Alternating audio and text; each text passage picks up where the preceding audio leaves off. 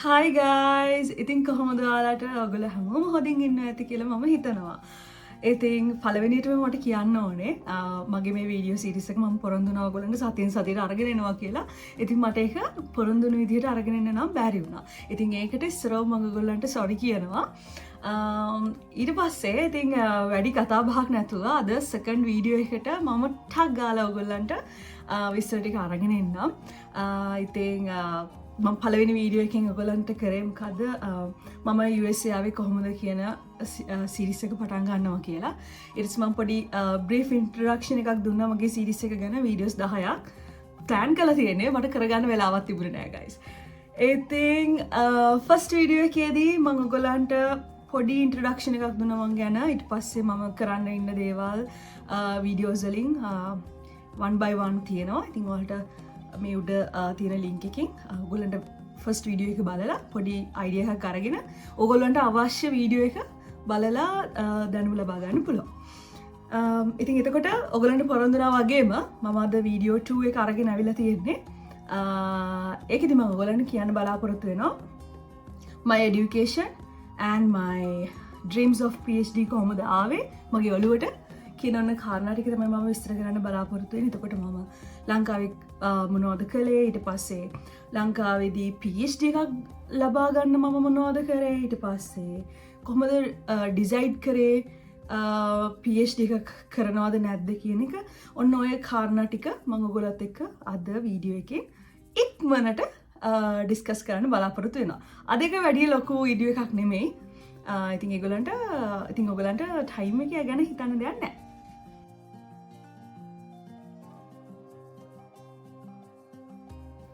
ඕකේ. ඉතින් මම තමරහල්ස මුගුරු මල්ලුවත්ත. මම දැන් ඉන්නේ USA වල Wayne State University School of Medicine. ඊට පස්සේ මං ගැන කිව්වොත් එහෙම තව මම ලංකාවේ හැදුනේ වැඩි මාතලේ. ඊට පස්සේ මගේ අධ්‍යාපන කටයුතු මාතලේ සහ නුවර පාසල් වල අධ්‍යාපන කටයුතු කරා.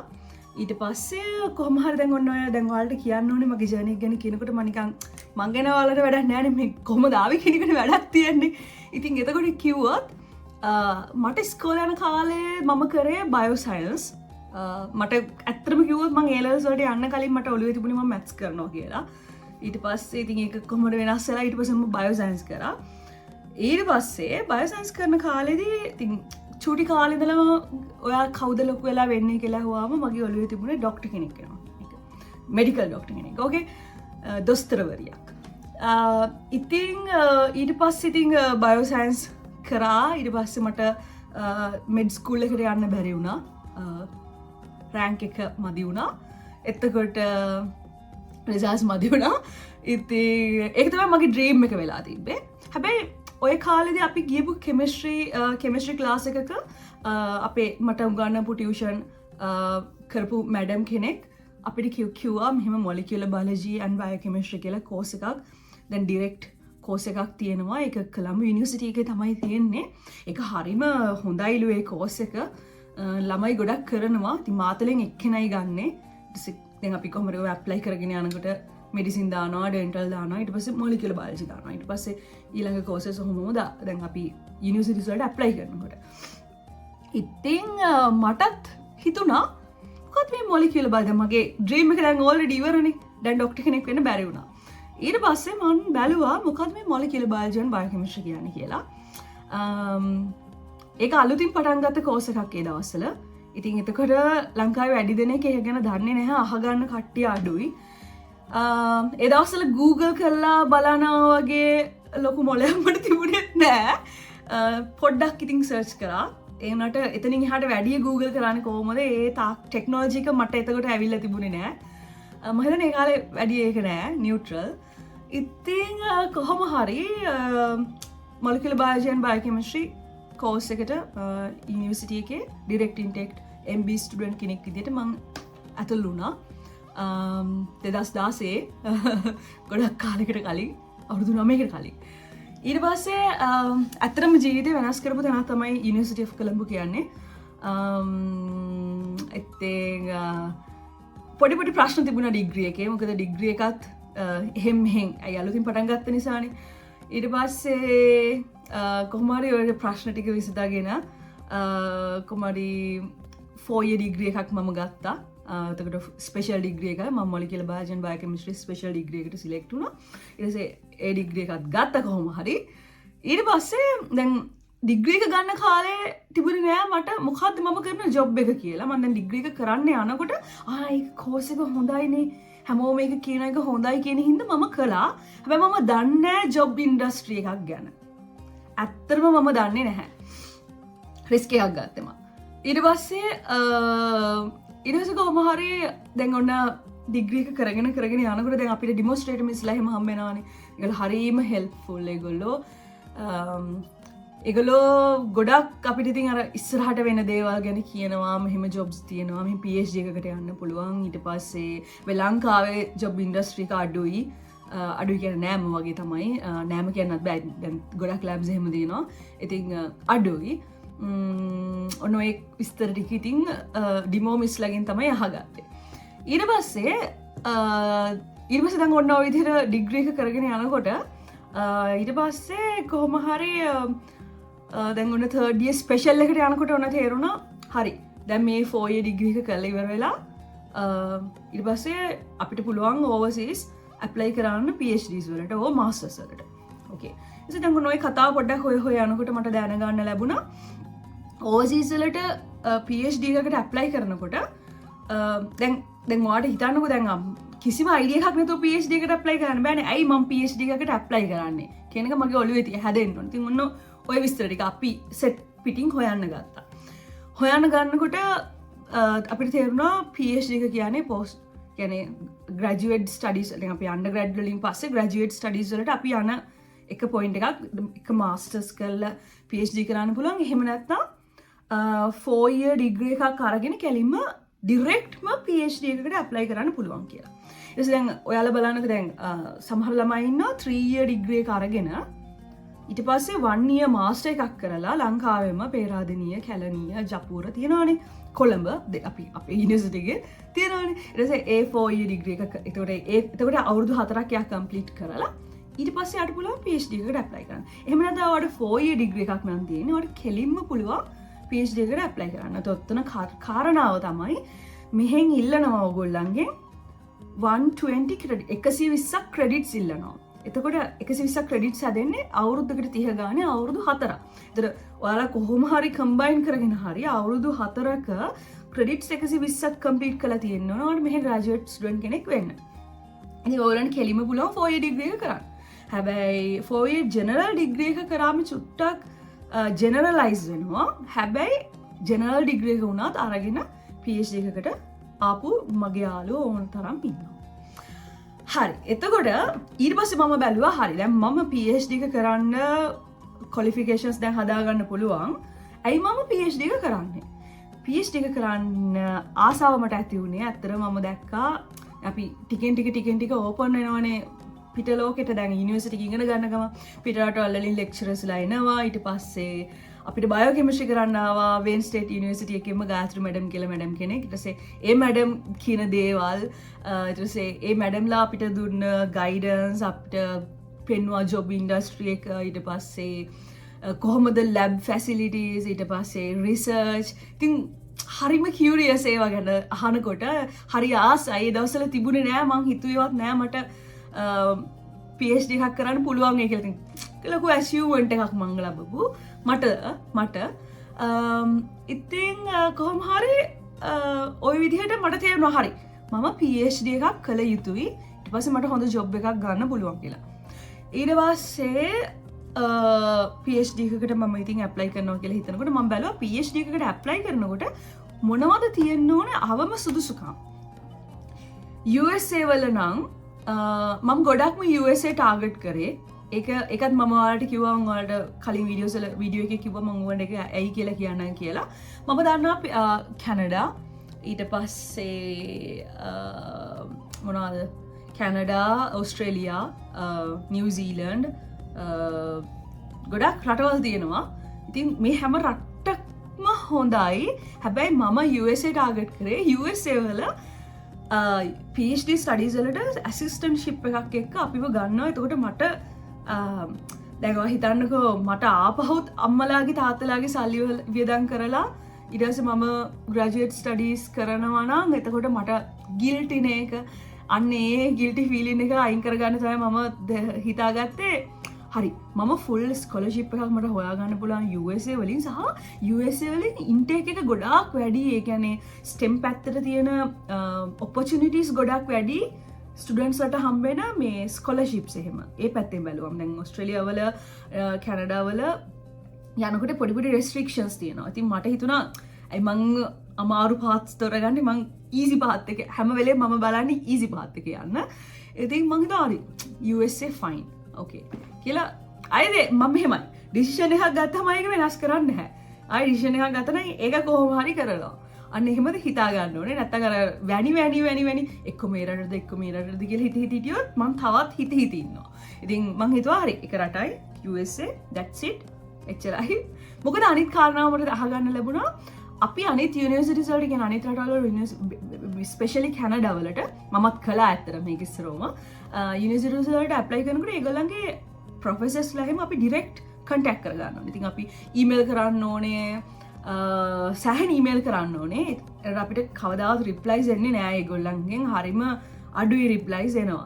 ඉතින් ඕක හරිම වදයක් ඔළුවට. ඉතින් ඊට වඩා USA වලට ඇප්ලයි කරන්න අපිට ඩිරෙක්ට් ප්‍රොෆෙසර්ස්ලාව කන්ටැක්ට් කරගන්න දෙයක් නෑ. අපිට කෙලින්ම තියෙන්නේ අදාළ යුනිවර්සිටි එකේ වෙබ්සයිට් එකට ගිහිල්ලා අපිට එතන්නේ ඇප්ලිකේෂන් එක ෆිල් කරලා ඒගොල්ලෝ ඉල්ලන සුදුසුකම් ටික අපි සපුරලා තියෙනවා ඒ ඩොකියුමන්ට්ස් අපි යාලට දීලා ඇප්ලිකේෂන් එක ක්ලෝස් කරනවා. ඒගොල්ලෝ ඩිසයිඩ් කරනවා අපිව ගන්නවද නැද්ද කියලා. රිස්ක් එකක් හැව් අපි දන්නේ නැහැ අපි සිලෙක්ට් වෙයිද කියලා. හැබැයි අර මං කිව්වා වගේ ඕවරෝල් ඉන්ටේක් එකත් කියන්නේ ඉන්ටේක් එක මං කියන එකෙන් මං අදහස් කරේ අපිට හම්බෙන ස්කොලර්ෂිප්ස් ගාන වැඩි සමහරක් වෙලාවට අනිත් රටවල් වලට වඩා. ඉතින් ඔය කාරණාවත් එක මට ඉතින් හිතුණා හරි මම යුනිවර්සිටිස් 5කට 6කට ඇප්ලයි කරනවා. එහෙම කරනවා කියලා මම හිතාගත්තා. ඔය 4th year ඉන්න කාලේ. හරිද ඊට පස්සේ මට අහගන්න ලැබුණා ඉංග්ලිෂ් අපි IELTS exam එක 6.5 වලට වඩා වැඩියෙන් බෑන්ඩ් එකක් අරගෙන තියෙන්න ඕනේ කියලා. ඉතින් ඒකත් මම ඔයාලට තව විස්තර කියන්නම් ඉස්සරහට. ඉතින් ඔය විදිහට IELTS කරන්න ඕනේ. ඒත් කාලෙන් GREත් කරන්න ඕනේ තිබුණා. GRE Graduate Record Exam. ඔන්න ඔය exam එක ඊට පස්සේ GPA එක 3ට වැඩි වෙන්න ඕනේ. 4 year GPA එක 3ට වැඩි වෙන්න ඕනේ. ඕකේ? ඔයාලට මහා ලොකු කියන්නේ ඔයාලට ඔය හිතන්නකෝ ඔයා 3.1 2 වගේ තිබුණා. ඔයාලට එන්න පුළුවන් මෙහෙට. ඕකේ? ඒ කියන්නේ try කරන්න ඕනේ. හරිද? ඊට පස්සේ ඔයාලට GPA වැඩි කරගන්න පුළුවන් නම් වැඩි GPA එකක් නම් තියෙන්නේ. සුපර්. ඕකේ? ඊට පස්සේ ඔන්න GPA එක සහ ඉතින් හොඳ CV එකක් හදාගන්න ඕනේ. ඔන්න ඔය කාරණා ටික තමයි බේසිකලි ඕන වෙන්නේ. ඕකේ? හරි. මට දැන් තේරුණා හරි. මට පොඩ්ඩක් IELTS exam එක ගැන නම් බයක් තිබුණා මට. ඇත්තම කිව්වොත්. ඊටු ටික නම් හරි shape. ඊට පස්සේ දැන් ඔන්න ඔය විදිහට PhD කියන එක මගේ ඔළුවට ආවා. දැන් ඔළුවේ වෙන මොනවත් නැහැ. දැන් අර පොඩක් හිතේ දුකක් තිබුණානේ ડોක්ටර් කෙනෙක් වෙන්න බැරුණා කියන එක. ඉතින් ඔකත් එක්ක PhD කරාම ડોක්ටරේට් එකක් එනවා. ඒකත් හොඳයි. ඔය වගේ අර නිකන් අර පුංචි දේවල් වලිනුත් මගේ ඔළුව ටිකක් ඉන්ෆ්ලුවන්ස් වුණා ડોක්ටරේට් එකකට යන්න. කියන්නේ PhD ડોක්ටරේට් එකකට යන්න. ඊට පස්සේ දැන් ඔන්න ඔතනින් කතාව ඉවරයි. මගේ බෑග්ග්‍රවුන්ඩ් එක ගැන කතා කරනකොට දැන් ඔය විදිහට grow up වෙනකොට මම ඔයාලට තේරෙන්නේ නැති මගේ ඔළුවේ PhD කියන එක මම දැනගෙන හිටියෙත් නෑ මම දන්නෙත් නෑ. ඒ දවස්වල social media වල අපි නැහැ. දැන් කාලේ ගොඩක් social media වල ඉන්නවනේ ළමයි. ඒ දවස්වල වැඩි social media වල අපි යාළුවෝ හිටියත් අපිට යාළුවෝ එහෙම වැඩි නෑ ළඟපාත දෙතුන් දෙනා විතරයි. ඉතින් එතකොට අපි දකින්නේ නෑ අනිත් අයියලා අක්කලා මොනවද කරලා තියෙන්නේ කියලා. ඇත්තටම අපි ස්රෝම ඔය කතාව අපේ ඔළුවට එන්නේ ඩිමොන්ස්ට්‍රේටර්ස් ලගේ. ඒගොල්ලෝ හරි පාත් එක අපිට පෙන්නලා දෙනවා ඇත්තටම. ඊට පස්සේ ඉන්න ඒ යුනිවර්සිටි එකේ සෙමිනාර්ස් ඊට පස්සේ අපේ ප්‍රොෆෙසර්ස්ලා එතකොට ඔන්න ඒගොල්ලෝගෙන් තමයි ওই කතාව ඔළුවට ආවේ මගේ. ඒතර ඕගොල්ලෝ දැන් මේ වීඩියෝ එක බලන නංගි කෙනෙක් හරි මල්ලි කෙනෙක් හරි ඕගොල්ලෝ A level කරනවා නම් නැත්නම් O level කරන නංගි කෙනෙක් නම් ඊට පස්සේ හරි දැන් යුනිවර්සිටි එකේ ෆස්ට් ඉයර් හරි සෙකන්ඩ් ඉයර් හරි ඉන්න නංගි කෙනෙක් නම් ඔයාලට හිතෙන්න පුළුවන් මට බෑ මේක කරන්න කවදාවත් මොකද මට කිසිම අයිඩියා එකක් නැහැ මේ මට කවදාවත් ඔළුවේවත් තිබිලා නැහැ PhD එකක් ගැන කියලා එහෙම හිතලා ඩිමෝටිවේට් වෙන කෙනෙක් නම් මේ වීඩියෝ එක බලන්නේ ඔයාලට මං කියන්නේ කිසිම විදිහකට වොරි වෙන්න එපා. මොකද මම දැන් ඇවිල්ලා third year එකේ මං හොඳට PhD එක කරගෙන ඉන්නවා. මට කිසිම මෙලවම අයිඩියා එකක් තිබුණේ නෑ ළමයි. ඕකේ? ඒ නිසා ඔයගොල්ලෝ බය වෙන්න එපා. ඔයගොල්ලෝ හිමින් විස්තර හොයන්න. විස්තර ටික ඔළුවට දාගන්න. ඔයාලට අදාළ කාලේ අදාළ විදිහට ඒ වැඩේ වෙයි. ඒ නිසා ඒ වෙන වොරි වෙන්නම එපා. ඩිමෝටිවේට් වෙන්න එපා. අනිත් දේ PhD එකක් ගන්න දැන් ඔයා PhD එකක් ගන්නවට රීසන්ස් තියෙනවනේ නේද මං කිව්වා වගේ. ඉතින් ඔයාට හිතනොත් එහෙම මට PhD එකක් කරන්න ඕනේ නෑ අනේ මම හොඳට මට තියෙනවා මම මේ සයන්ස් කළා වුණත් මට හොඳ බිස්නස් නොලෙජ් එකක් තියෙනවා. මට හොඳ බිස්නස් එකක් ස්ටාර්ට් කරන්න පුළුවන්. මට ඔය PhD ඕනේ නෑ මේ ඇයි මම PhD කරන්න කියලා හිතනොත් කරන්න එපා PhD. ඕකේ? ඇත්තටම මේ PhD එක කියන එක මහලොකු දෙයක් නෙමෙයි. ඔයාලගේ කැමැත්ත තියෙන්න ඕන ඉස්සරම PhD ස්ටඩීස් වලට එන්න. මොකද ඒක හරිම ලොකු කමිට්මන්ට් එකක්. රිසර්ච් වලට තියෙන කමිට්මන්ට් එකක්. ඉතින් ඔය කිව්වා වගේ අර ලංකාවෙන් පැන ගන්න PhD කරන්න නම් එන්න එපා. එහෙම වුණොත් ඔයාලා අමාරුවේ වැටෙනවා. ඊට වඩා ඔයාලට පොටෙන්ෂල් එකක් තියෙන දෙයක් තියෙනවා නම් ඔයාලට YouTube channel එකක් හොඳට ගන්න පුළුවන් නම් ඒක කරන්න. හරිද? ඒක නිසා ඔන්න ඔය කතාව මට ඔයාලට කියන්න ඕන නෑ. කිසිම විදිහකට තමන්ව ඩිමෝටිවේට් කරගන්න නම් එපා. ඕකේ. දැන් ඔන්න ඔළුවේ තිබුණා මට PhD එකක් ගන්න ඕනේ. මම PhD එකක් කරනවා. බේසික් දේවල් ටික මම සපුර ගන්නවා. කෙනෙකුට මම ඔයාලට කිව්වා වගේ මට බයම තිබුණ කාරණාව තමයි IELTS. මම IELTS වලට ගොඩක් මහන්සි වුණා ඇත්තටම කියනවා නම්. ඒකට මට ගොඩක් හෙල්ප් කරා මගේ යාළුවොත්. ඒ කියන්නේ IELTS මම කරේ නිකන් ගෙදර ඉඳලා IELTS කරේ නැහැ. මම ඒ දවස්වල ජොබ් එකක් කරා. ඊට පස්සේ ඒ ජොබ් එක කරනකොට අපි ටිකක් රෑ වෙනකන් වැඩ කරන්න උනා. ඉතින් හරි මහන්සි මේ බෝඩින් ප්ලේස් එකට ගියාම එනකොට කොහොම හරි කරා මට ඉංග්ලිෂ් හදා ගන්න ඕන වුණා ටිකක් හොඳට. ඊට පස්සේ ගොඩක් දුර්වලව හිටියා මම ඇත්තම කියනවා නම්. ඊට පස්සේ IELTS කොහොම හරි කරගත්තා. ඊට පස්සේ හොඳම වැඩේ තමයි IELTS කරාට පස්සේ හරිම දුක හිතෙන වැඩක් වුණා මට. IELTS වලදී දැන් IELTS වල තියෙනවානේ 4ක් බෑන්ඩ්ස් 4ක් තියෙනවා. මොනවද? writing, reading, ඊට පස්සේ listening, ඊට පස්සේ speaking. ඉතින් ඕකෙදී මම ඔය 4න් දක්ෂම එක තමයි writing එක. ඉතින් මට writing වලට 5.5 අනිත් ඔක්කොටම above 7. okay? දැන් මට ඊට පස්සේ යුනිවර්සිටීස් ෆිල්ටර් අවුට් කරගන්න ඕන වුණා ඕවරෝල් බෑන්ඩ් එක විතරක් ඉල්ලන. මොකද සමහර යුනිවර්සිටිස් වලින් USA වල සමහර යුනිවර්සිටිස් වලින් ඉල්ලනවා 6.5 හැම බෑන්ඩ් එකකටම තියෙන්න ඕනේ කියලා අවමය. එතකොට සමහර යුනිවර්සිටිස් වලින් ඉල්ලනවා 6.5 ඕවරෝල් බෑන්ඩ් එක. දැන් හිතන්නකෝ එකකට 5යි අනිත් තුනට 7 ඒවා 3යි නම් 4 3 21යි 5යි 21යි 5යි 26යි බෙදීම 4 ඔන්න ඔය විදිහට අර ඇවරේජ් එක අන්න එක තමයි ඕවරෝල් එක කියන්නේ.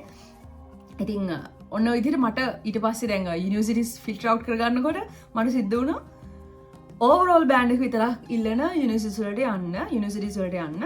ඉතින් ඔක එක පසු බෑමක් මම ජීවිතේ විඳපු. මට හරිම ඩිසපොයින්ට් වෙලා ගියා. අයි දෙයනේ රයිටිං වලට 5.5 ආවේ කියලා. උනා ඉතින් මොන හරි වෙන්න ඇති. ඊට පස්සේ කොහොම හරි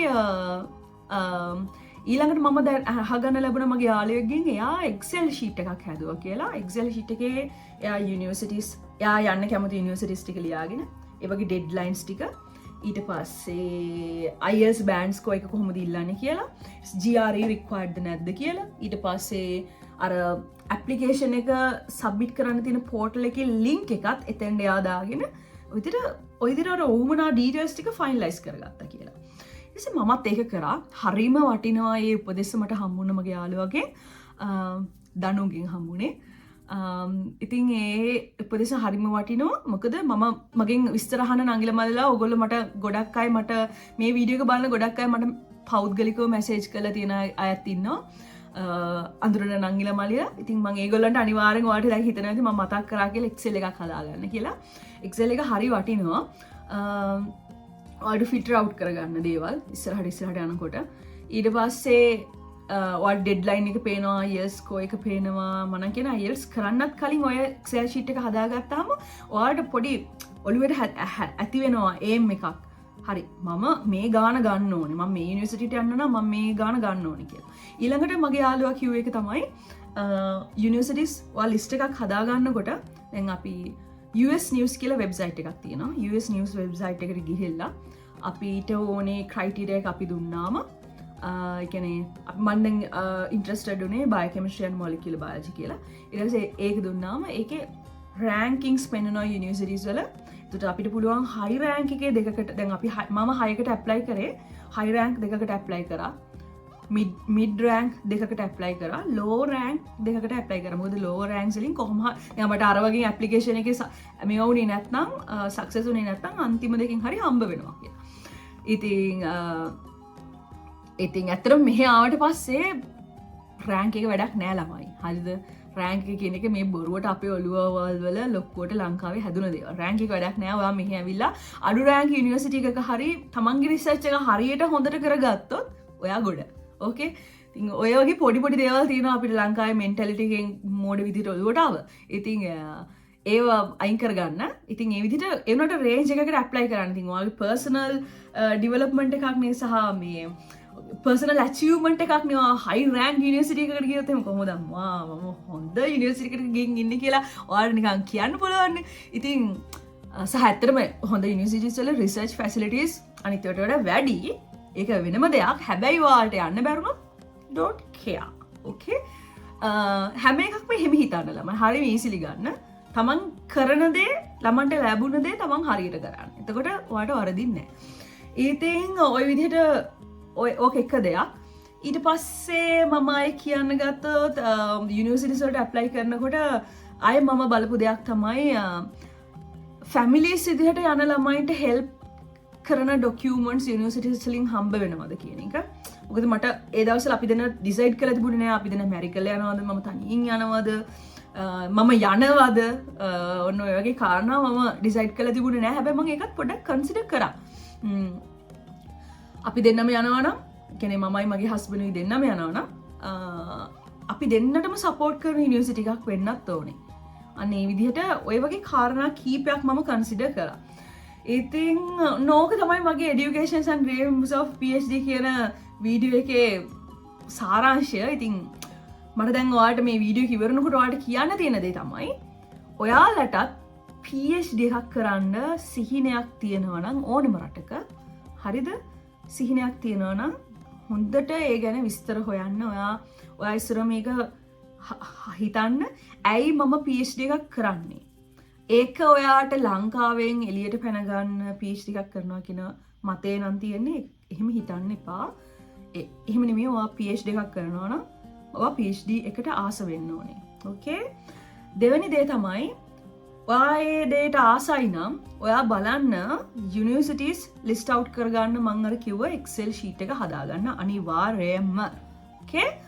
ඊළඟට ඔයාගේ GPA එක 3ට වඩා වැඩි කරගන්න මේ යුනිවර්සිටි ලෙවල් එකේ ඉන්න නංගි කෙනෙක්ම නම් මල්ලි කෙනෙක් නම් මම ඔයාලට කියන්නේ GPA එක 3ට වැඩියෙන් හදාගන්න. ඊට පස්සේ ඔයාලා IELTS වලට මහන්සි වෙන්න. හොඳ IELTS ස්කෝර් එකක් ගන්න. මොකද ඔයාලට හිතෙන්න පුළුවන් 6.5 nothing 6.5 මට ගන්න පුළුවන්. ඒ නිසා මම නොහෙ කරලා දානවා කියලා. ඒ උනට මම කියන්නේ 6.5 නෙමෙයි ඊට වඩා හයි එකකට උනත් ඔයගොල්ලෝ ටාගට් කරන්න. මොකද හයි එකකට උනත් ටාගට් කරොත් එහෙම ඔයගොල්ලන්ට පුළුවන් ඔයගොල්ලෝ ලැන්ග්වේජ් ස්කිල්ස් හදාගන්න. මොකද මට තේරුණා IELTS වලට මහන්සි වෙනවා කියන්නේ අපේ ලැන්ග්වේජ් ස්කිල්ස් හැදෙනවා කියන එක. සහ ඉංග්ලිෂ් ලැන්ග්වේජ් එක ගැන ඔයාලා ගොඩාක් දැනුවත් වෙන්න සහ එදිනෙදා ප්‍රැක්ටිස් කරන්න. ඊට පස්සේ තමන්ව බිලිව් කරන්න මට මේක කරන්න පුළුවන් කියලා. ගොඩාක් බාධකෙයි ගොඩාක් දේවල් ඔළුවට එයි ගොඩාක් මිනිස්සුන්ගෙන් එක ඇඩ්වයිසස් එයි. ඔයාට දෙයක් කරන්න ඕන නම් ඒක හරි දෙයක් නම් ඒක ඔයාට කරන්න පුළුවන් කියන එක ඔයා විශ්වාස කරන්න ඕනේ. ඒ විශ්වාසය කවදාවත් වරදින්නේ නැහැ. ඉතින් මගේ සෙකන්ඩ් වීඩියෝ එක short and sweet ඔතනින් ඉවරයි. ඕකේ.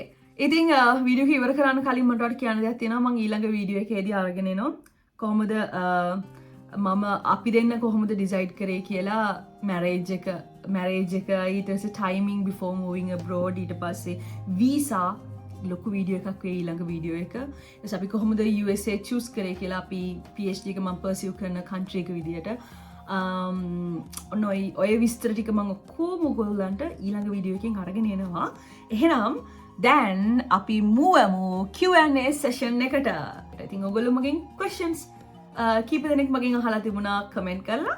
මම ඉතින් ඒගොල්ලන්ට උත්තර දෙන්න බලාපොරොත්තු වෙනවා. ඉස්සරෝම බලමු ඉස්සරෝම මොනවද තියෙන්නේ කියලා. ඕකේ යාළුවෝත් හම්බලා තියෙනවා මට කමෙන්ට්ස් වල. ඕකේ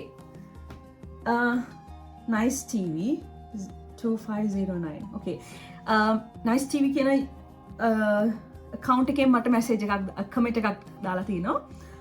අපි යුනිවර්සිටි එකට application දාන්නේ කොහොමද? ඒජන්ට් කෙනෙක් ඕනද? okay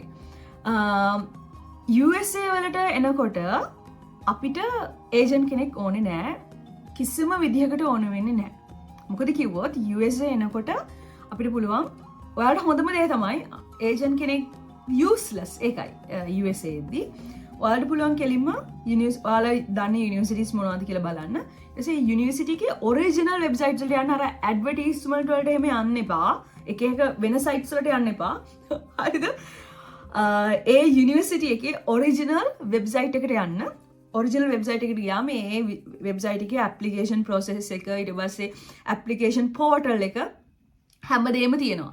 ඉතින් ජෙනරලි කිව්වොත් එහෙම ඔරිජිනල් වෙබ්සයිට් එකේ ඔයගොල්ලෝ යන්න ඕනේ කැටගරිස් තමයි ඉන්ටර්නැෂනල් ස්ටුඩන්ට් කියන එකට. ඊට පස්සේ ග්‍රැජුවේට් ස්ටඩීස්. එතන ඇති මාස්ටර්ස් ස්ටඩීස්, PhD ස්ටඩීස්. ඕකේ? ඔන්න ඔය පාත් එකේ යන්න ඕනේ. හැබැයි යුනිවර්සිටිකින් යුනිවර්සිටියකට ඔයක තියෙන තැන ඔක තියෙන විදිය වෙනස් වෙන්න පුළුවන්. එක යුනිවර්සිටි වෙබ්සයිට් එකක තියෙන්න පුළුවන් ඉන්ටර්නැෂනල් ස්ටුඩන්ට් ග්‍රැජුවේට් ස්ටඩීස් ඊට පස්සේ ඇප්ලිකේෂන් ප්‍රොසෙස් එක. හැබැයි තව යුනිවර්සිටි එකක තියෙන්න පුළුවන් ග්‍රැජුවේට් ස්ටඩීස් වලට ගියාම තමයි ඉන්ටර්නැෂනල් ස්ටුඩන්ට්ස් වලට පේන්නේ. ඉතින් ඔරිජිනල් වෙබ්සයිට් එකට යන්න උගලන්ට ඒජන්ට් කෙනෙක් අනවශ්‍යයි. ගත්තත් මම දන්නේ ඒගොල්ලෝ මොනවද කරන්න කියලා.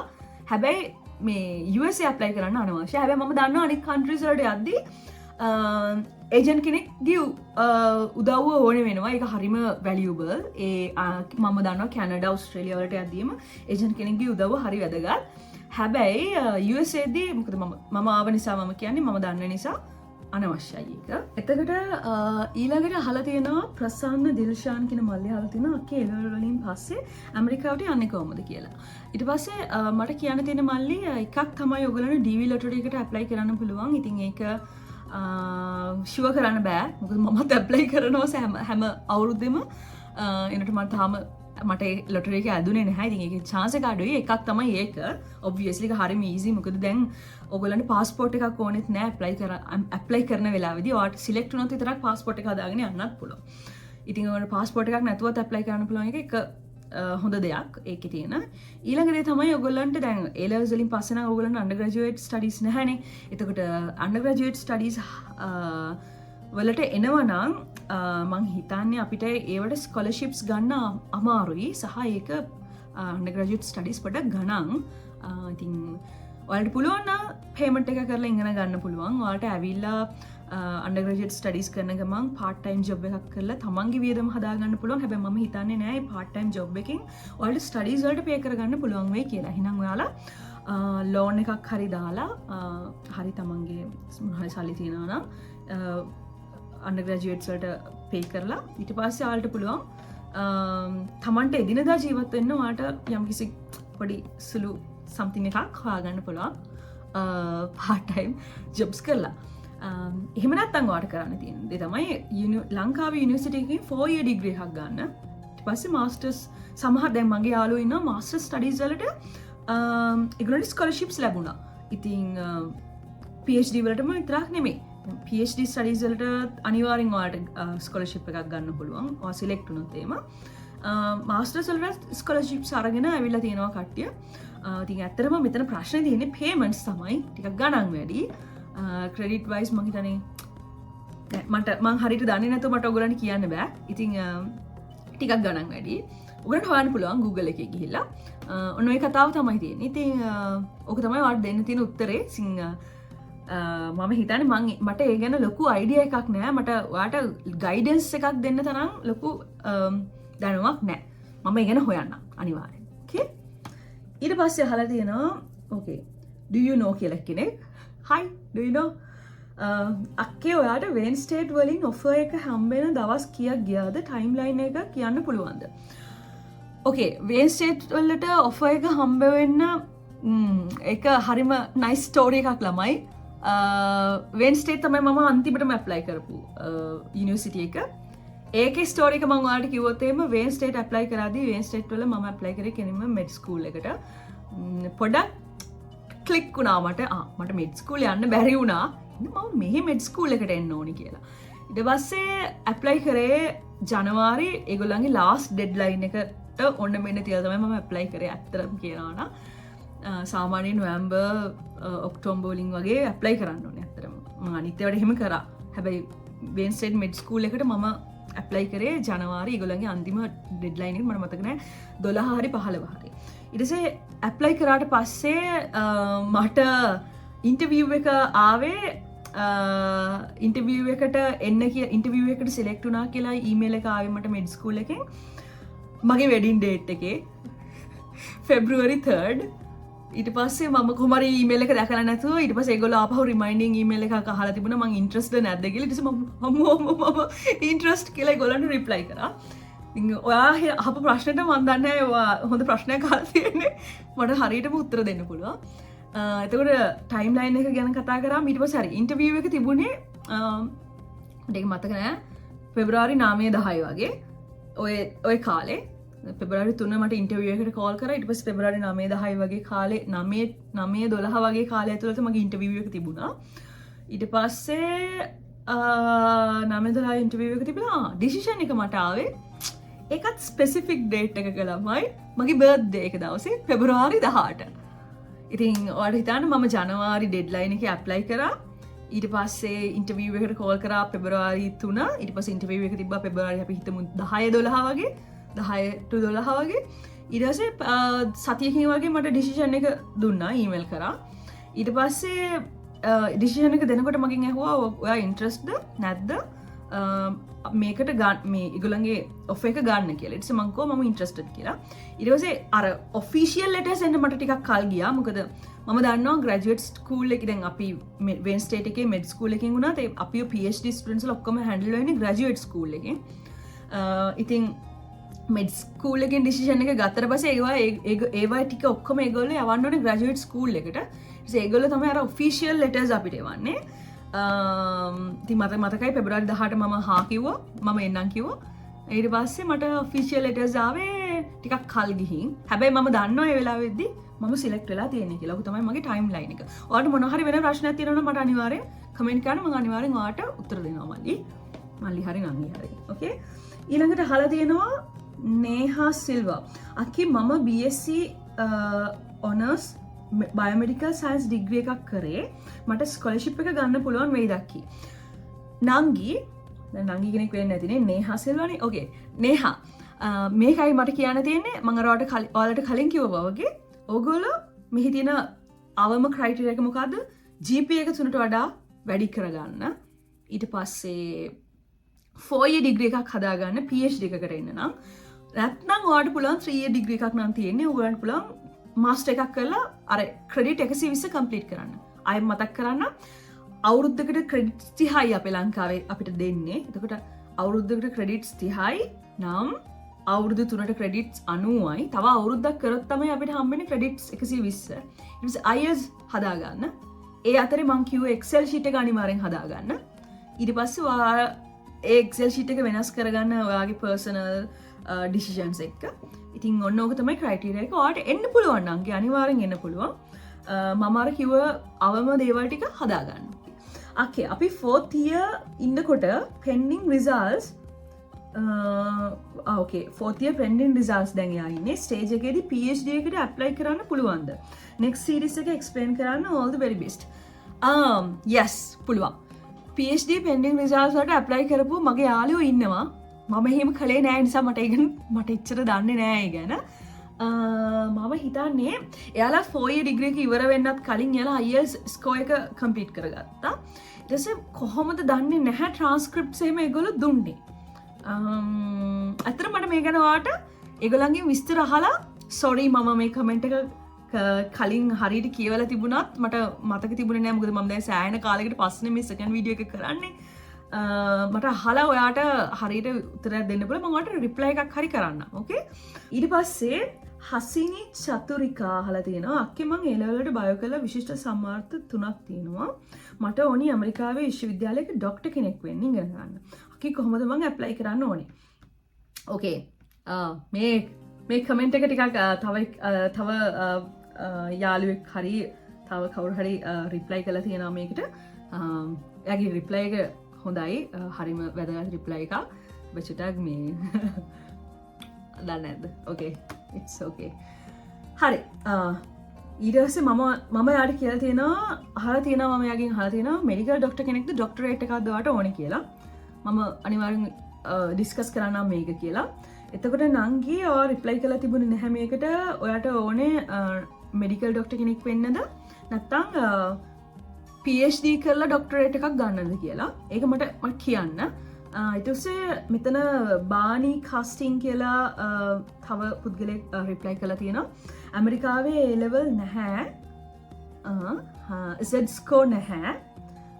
මෙඩිකල් ડોක්ටර් කෙනෙක් වෙන්න ගොඩ දෙනෙක් ස්ටුඩන්ට් ලෝන් අරගෙන ඉගෙන ගන්න. okay මම එයාගේ ස්ටේට්මන්ට් එයා කියලා තියෙන විස්තර ගොඩක් හරි. මම එයාගේ ස්ටේට්මන්ට් එක පැහැදිලි කරන්නම්. ඒතර ඇත්ත ඇමරිකාවේ A level නැහැ. Z scores නැහැ. හැබැයි මෙඩිකල් ડોක්ටර් කෙනෙක් වෙන්න ගොඩක් දෙනෙක් ස්ටුඩන්ට් ලෝන් අරගෙන ඉගෙන ගන්න කියලා. okay ඒතර අර නංගි වෙන්න ඇති. එයා අහලා තිබුණේ ડોක්ටර් කෙනෙක් වෙන්න ඕනේ. යාට විශිෂ්ට සාමර්ථ්‍ය 3ක් තියෙනවා කියලා. ඉතින් හරි ඉතින් ඇමරිකාවේ නැති වුණාට ලංකාවේ තියෙනවානේ. ඉතින් well done නංගි. ඒක ඔයා ඩිමෝටිවේට් කරගන්න එපා. ඇමරිකාවේ නැති දෙයක් ඔයාට තියෙනවා කියලා. okay එතකොට yes මෙහි මෙඩිකල් ડોක්ටර් කෙනෙක් වෙන්න නම් හරි අමාරුයි. ස්ටුඩන්ට් ලෝන් අරගෙන තමයි ඉගෙන ගන්නේ. සහ ඒක අවුරුදු ගානක කමිට්මන්ට් එකක්. මම හිතන්නේ ලංකාවේ වුණත් එහෙමනේ. අපි මෙඩිකල් ડોක්ටර් කෙනෙක් වෙනවා කියන එක අවුරුදු ගානක ඒගොල්ලන්ගේ කමිට්මන්ට් එකක් ගොඩක් වැඩ තියෙනවා ඒගොල්ලන්ට කරන්න. ඉතින් ඒකත් ස්ටුඩන්ට් ලෝන් එකක් අරගෙන දැන් අපි ලංකාවට ෆ්‍රී දුන්නට මෙඩිකල් ඩිග්‍රී එක මෙහි අපිට එහෙම ෆ්‍රී ගන්න වෙන්නේ නැහැ. ඒකට අපිට ස්ටුඩන්ට් ලෝන් එකක් අරගෙන කරන්න පුළුවන්. අර කලින් අහපු මලිටත් මට කියන්න තියෙන්නේ අන්ඩර් ග්‍රැජුවේට් ස්ටඩීස් වලට ස්ටුඩන්ට් ලෝන් එකක් අරගෙන ඉගෙන ගන්න පුළුවන්. yes. ඊට පස්සේ කියලා තියෙනවා නර්ස් කෙනෙක්ට වුණත් මෙඩිකල් ડોක්ටර් කෙනෙක් වෙන්න පාත්වෙස් තියෙනවා. ඒක ඇත්ත. නර්ස් කෙනෙක්ට වුණත් මෙඩිකල් ડોක්ටර් කෙනෙක් වෙන්න පාත් එක තියෙනවා. හැබැයි ඉතින් ඔයාලට අර අනිවාර්යයෙන්ම මෙඩිකල් ડોක්ටර් කෙනෙක් වෙන්න ඕන නම් තමයි ඒක. නර්ස් කෙනෙක් වෙනවා කියන්නේ නර්ස් කෙනෙක් වෙන්නත් ඉගෙනගෙන ඊට පස්සේ ආපහු මෙඩිකල් ෆීල්ඩ් එක ડોක්ටර් ෆීල්ඩ් එකට එනකොට ටිකක් අර ටයිම් එක යනවා එයාට ගොඩක්. හැබැයි ඉතින් worth end of the day worth. හොඳට සල්ලි හම්බ ගන්න පුළුවන් ඇමරිකාවේ ડોක්ටර් කෙනෙක් වුණත් එහෙම. ඊට පස්සේ ප්‍රථම උත්පාදය වුණත් ස්ටුඩන්ට් ලෝන් අරගෙන කරගන්න. ඔව් ඒ කියන්නේ හරි අන්ඩර් ග්‍රැජුවේට් ස්ටඩීස් වුණත් අපිට ස්ටුඩන්ට් ලෝන් අරගෙන කරන්න පුළුවන්. එහෙම කරන අය ඉන්නවා. හරිද? ඊට පස්සේ US වල මිනිස්සු A level ගැන දන්නේ නැහැ. දන්නෙත් නැහැ. ඔව් ඒක ඉතින් ඒක ප්‍රශ්නයක් නෑ. ඒගොල්ලෝ ඒක දැනගන්න ඕනේ නැහැ. ඒක ඔයාගේ ක්වොලිෆිකේෂන් එක. දැන් අපි A levels කියලා ගන්න මෙහි ස්ටුඩන්ට් හයි ස්කූල් ස්ටුඩන්ට් කෙනෙක් ලෙවල් එකේ ඉන්නේ. එතකොට දැන් හයි ස්කූල් ස්ටුඩන්ට් ගෙත් අපි යාගේ බලනවා GPA එකක්. හරිද? ඊට පස්සේ ඔයාට A levels වලින් ඔයා A levels පාස් නම් ඔයාගේ ඒක ඔයාගේ ඇකඩමික් ඉවැලුවේෂන් එකක්. ඒක ඔයාගේ ඇකඩමික් රෙකෝඩ් එකක්. ඒක දන්නේ නැති වුණාට අපේ ලංකාවේ සිස්ටම් එකෙන් ඒක ඔයාගේ හොඳම රෙකෝඩ් එක. මේ කතා කරන කෙනා නොමිලේ ඉගෙන ගන්නේ USA වල ගොඩක් දෙනෙක් PhD කරන්නේ නැහැ. මොකද ඒ සඳහා වසර 5-6ක් යනවා. කෙමිස්ට්‍රි PhD වගේ නම්. ඒ කාලේ ඇතුළට ගොඩක් අඩු මුදලක් හම්බ වෙන්නේ. ඇමරිකානුවෙකුට අනුව. okay එතකොට මෙයා කියලා තියෙනවා මේ කතා කරන කෙනා කියන්නේ මම නොමිලේ ඉගෙන ගන්නේ USA වල ගොඩ දෙනෙක් PhD කරන්නේ නැල්ලු. මොකද ඒකට වසර 5-6ක් යනවලු කෙමිස්ට්‍රි PhD එකක් වගේ නම්. එතකොට ඇත්ත ඉතින් මම ඕලට කිව්වනේ මම ගෙවල ඉගෙන ගන්නේ නැහැ. මට ගෙවල ඉගෙන ගන්න ඕනේ නැහැ. මම ගෙවල ඉගෙන ගන්න ඕන නම් මම මෙහෙට එන්නෙත් නැහැ. මොකද මට ආපහු අම්මලා සැදලා සල්ලි වියදම් කරන්න බෑ ළමයි. ඉතින් PhD එක ගැන කතා කරොත් එහෙම මම ඔයාලට කිව්වේ මම මෙහෙට ඇප්ලයි කරනකොට PhD ස්කෝලර්ෂිප්ස් වලට ඇප්ලයි කරන්නේ. එතකොට PhD ස්කෝලර්ෂිප්ස් වලට ඇප්ලයි කරනකොට ඒගොල්ලෝ අපිට ලිවිං ඇසිස්ටන්ට් එක කියන අපිට සැලරි එකක් හම්බ වෙන විදිහට ඇසිස්ටන්ට්ෂිප් එකක් දෙනවා. ඇසිස්ටන්ට්ෂිප්ස් වර්ග දෙකක් තියෙනවා. RA and TA. එතකොට research assistant or teaching assistant. ඊට පස්සේ ඉතින් ඔය ඇසිස්ටන්ට්ෂිප්ස් දෙකෙන් අපිට අපේ ලිවිං කොස්ට් කවර් කරගන්න පුළුවන්. ඊට පස්සේ අඩු මුදලක් හම්බ වෙන්නේ ඇත්ත. අපිට ලොකු මුදලක් හම්බ වෙන්නේ නැහැ. දැන් ඇමරිකන් කෙනෙක්ගේ අවම වැටුපටත් වඩා අඩු මුදලක් තමයි අපිට හම්බ වෙන්නේ ඇසිස්ටන්ට්ෂිප් එකේ. හැබැයි ගයිස් ඒ ගාන හොඳටම ඇති ඕගොල්ලන්ට ජීවත් වෙන්න. හොඳටම ඇති ලංකාවටත් දෙයක් කරලා අපිටත් අපේ ජීවිතේ ඕන විදිහට ජීවත් වෙලා ඉන්න හොඳටම ඇති. That's it. හරිද? ඇත්ත. ඇමරිකන් කෙනෙක්ට අනුව නම් ඒක ගොඩාක් අඩු ගන්න. ඕකේ? ඊට පස්සේ යා කියලා තියෙනවා PhD කරන කියලා නොමිලේ ඉගෙන ගන්න දන්නේ නැහැ මොකද. ඕකේ. US වල ගොඩ දෙනෙක් PhD කරන්නේ නැහැ මොකද ඒ සඳහා වසර 5ක් යනවා. ඒක ඇත්ත. PhD කරන්න යන්නේ නැහැ මේ මෙහි ඇමරිකන්ස්ලා, ඒ කියන්නේ ඔරිජිනල් ඇමරිකන්ස්ලා. මොකද ඒකට ගොඩක් කාලයක් යනවා. ඒ වගේම තමයි ඒගොල්ලෝ මෙඩිකල් ඩොක්ටර් කෙනෙක් වුණත් ඒත්කත් එච්චර තමයි. ඒකටත් අවුරුදු 5ක් 6ක් යනවා. ඉතින් හැබැයි ගොඩ දෙනෙක් කරන්නේ නෑ කියන කතාව බොරුවක්. මොකද මම ඉන්නේ වෙන් ස්ටේට් වල කෙමිස්ට්‍රි ඩිපාර්ට්මන්ට් එකේ නෙමෙයි. මම ඉන්නේ මෙඩිකල් ස්කූල් එකේ බයෝකෙමිස්ට්‍රි මොලිකියුලර් බයොලොජි ඩිපාර්ට්මන්ට් එකේ. ඉතින් අපේ ස්කූල් එකේ ඉන්ටර්නැෂනල් ස්ටුඩන්ට්ස්ලා අඩුයි. ඕකේ? ඇමරිකන්ස්ලා කරනවා. හැබැයි මේකනේ මෙහි මිනිස්සුන්ට ලොකු ටාගට්ස් නැහැ.